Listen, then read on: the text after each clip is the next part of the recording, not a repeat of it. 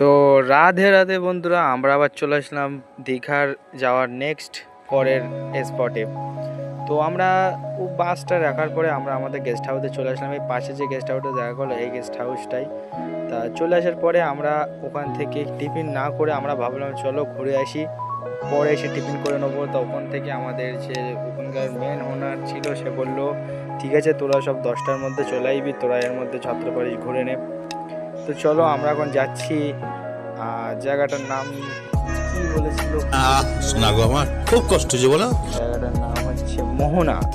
যে তোমার পুরো ওখানে মাছের এলাকা আছে, পুরো মোহনায়। ওখানে মানে হচ্ছে সমুদ্র শেষ, ওখানে নদী বললেও ওই জায়গাটার নদীটা, ধরো ওই জায়গাটার নদী হালকা হালকা জল আছে। তো আমরা সেখানে যাচ্ছি। এর মধ্যে আমরা হেঁটে হেঁটে ভাবছিলাম যাব, তো ওখানে হেঁটে হেঁটে যেতে গেলে অনেকটাই দূর। তো ওখানে অনেক গাড়িওয়ালারা আছে, গাড়িওয়ালা একটা গাড়ি এসে বললো যে চলো আমরা 3টে জায়গায় ঘুরিয়ে দেবো তোমাদের একটু টাইমের মধ্যে। তো 3টে জায়গায় আমরা সবাই চলে গেলাম 2টো গাড়ি বুক করে। তো